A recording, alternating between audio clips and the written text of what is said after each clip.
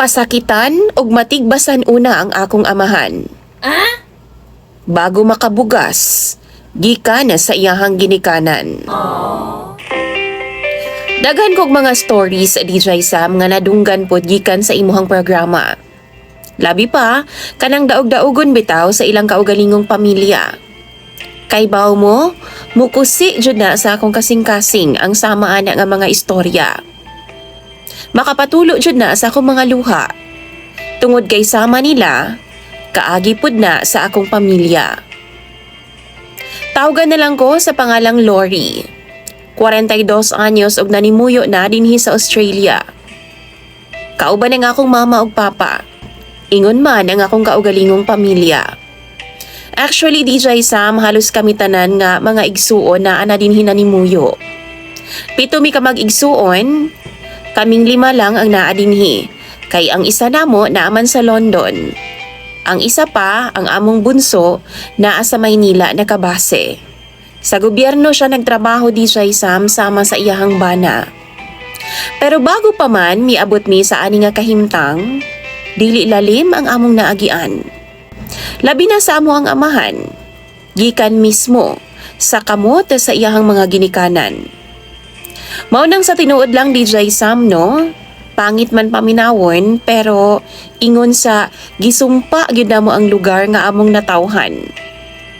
Dili ang tibuok Pilipinas ha, kundi ang lugar kung asa minataw. Nga maoy gipuy-an sa among mga salbahes nga kaliwat. Kabaw man jud mi DJ Sam nga wa gyud magustuhan na sa among lolo ug lola ang akong mama. Kay lagi kaniadto yutaan man sila. Medyo tubig-tubigan kung sila pa'y paingnon. Samantalang ang akong inahan, grade 6 lang in taon ang nahuman. Gawas pa diha, 17 anyos pa lang si mama dihang nabuntisan ni papa. Wa pud makahuman sa pagtuon si papa DJ Sam, kay di man nauso sa unang panahon. Si papa ang kayod kalabaw sa ilahang pamilya. Og literal nga ginahimong kabaw sa iyahang ginikanan kaniadto sa uma.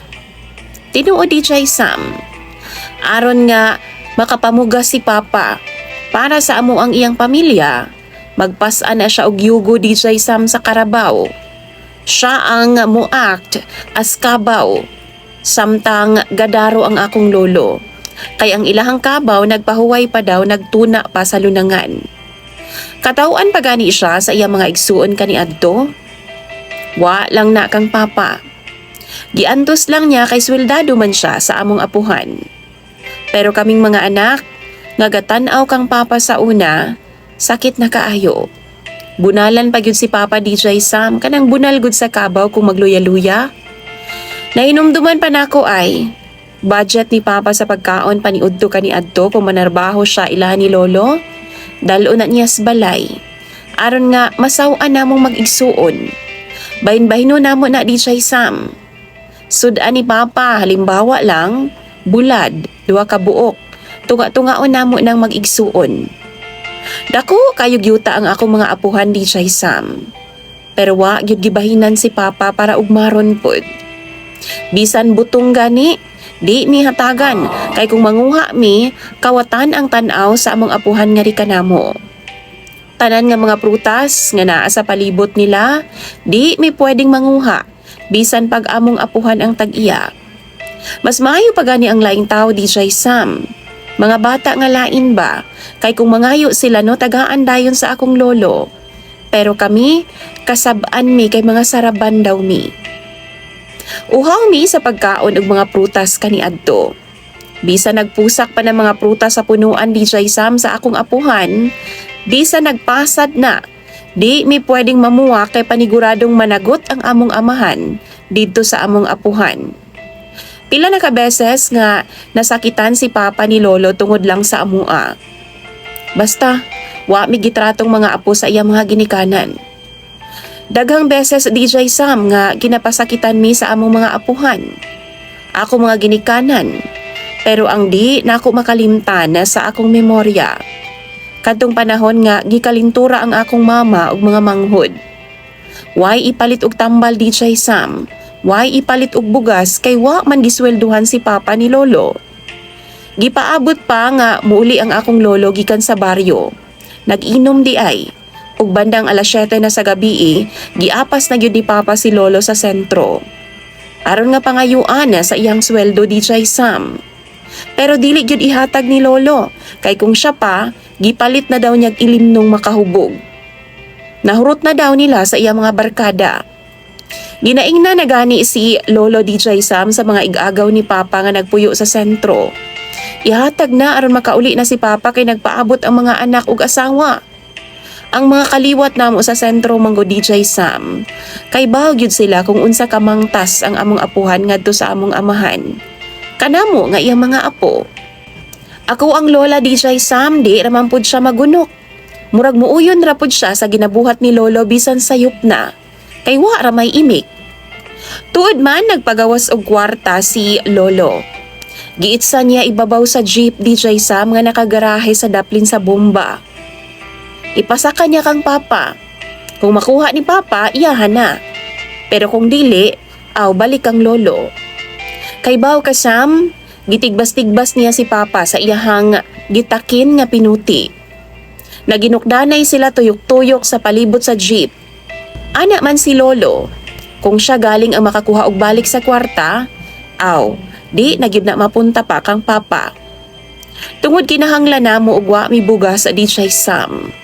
Wa na gibali ni Papa, bisan pag naa siya'y tinigbasan, makuha lang ang kwarta kay naaman mi nga iyahang pamilya.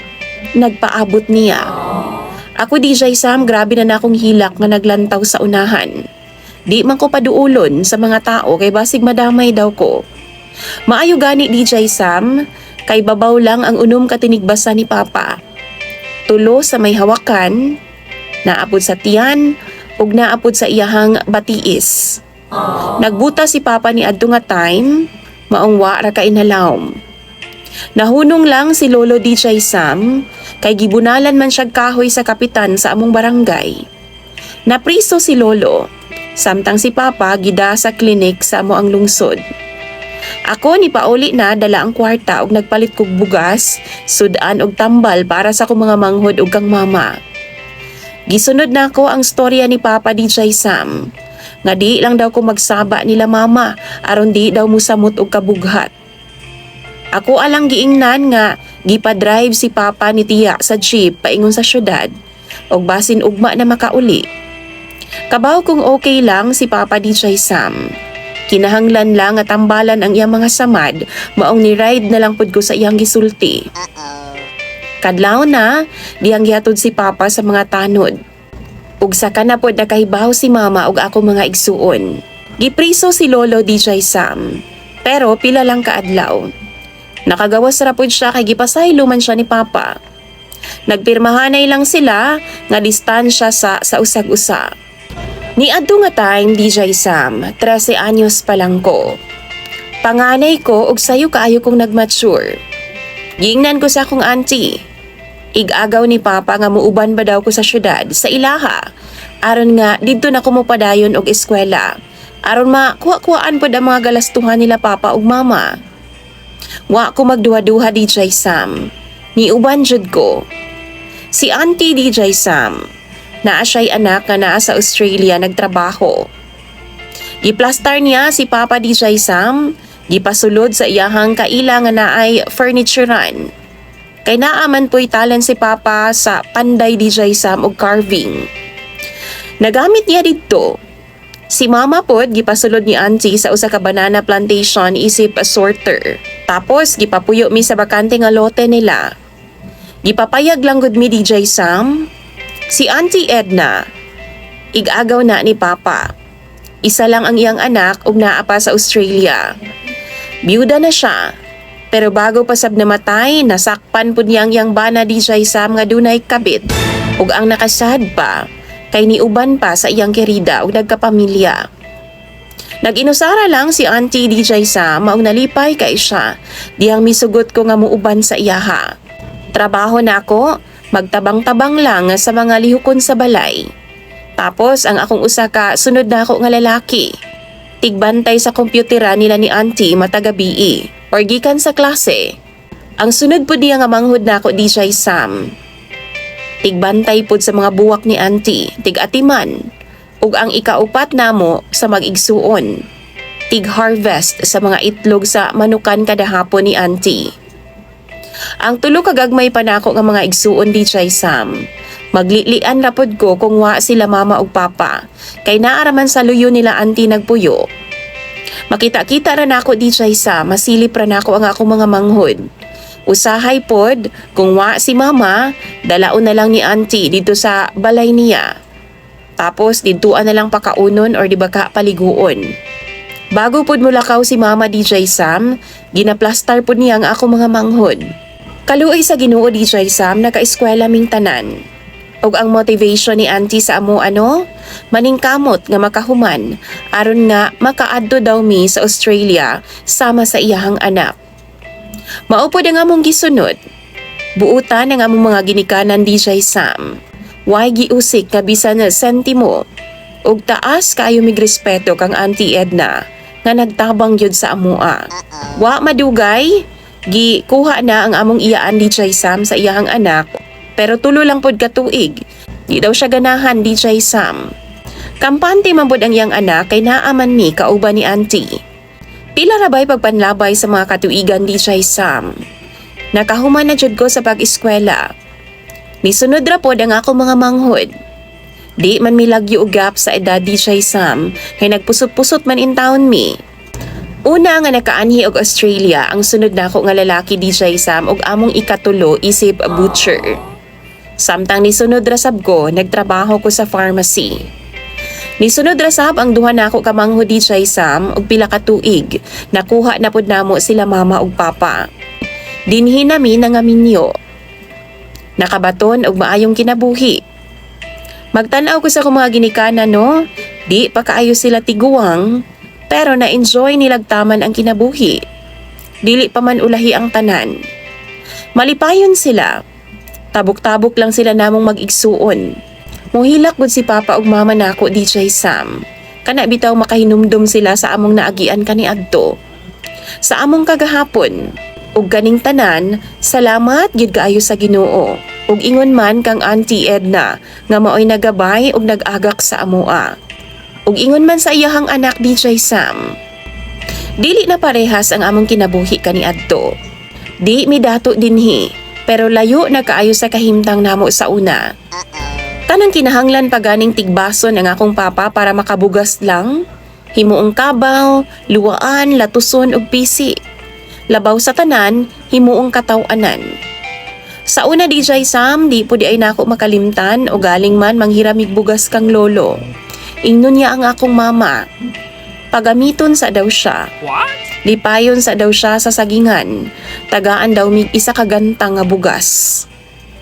Why sama ka demonyo ang akong apuhan DJ Sam. Karon naglisod na siya. Gahandom daw sa akong papa. Ug ingon man sa amoa nga iyang mga apo daw. Ni-request pa gani siya DJ Sam nga mupauli daw mi bago pa siya mawaan ning kalibutana. Igsuon ni Papa nagpost sa social media. Di daw mi kaybaw mulingi sa among pinanggalingan. Papaulion nila si Papa sa Pilipinas sa DJ Sam kay kung di daw, kalimtanay na lang daw. Konsensya lang daw ang amua kung mawa na daw ang ilahang papa. DJ Sam, wa kaybaw si Papa ug Mama nga ga-contact ang iyang mga igsuon sa amua sa messenger. Wa ko'y plano nga ipahibalo sa ilahang duha tungod kay maayo naman ang ilang kahimtang. Sayod man gud ko DJ Sam nga mag-uulang si Papa kay humok baya siyag balatian. Humok siyag kasing-kasing sa iyang pamilya ug di ko gusto nga maabusaran siya. Maglibog pa siya, mamroblema pa siya. Mao nang mga viewers.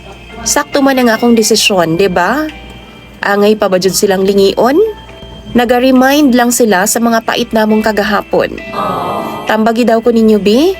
Angayan pa ba jud sila? Unfair ba ko sa akong mga ginikanan? Basahon ako inyong question sa comment section. Imong sender DJ Sam og follower, Lori.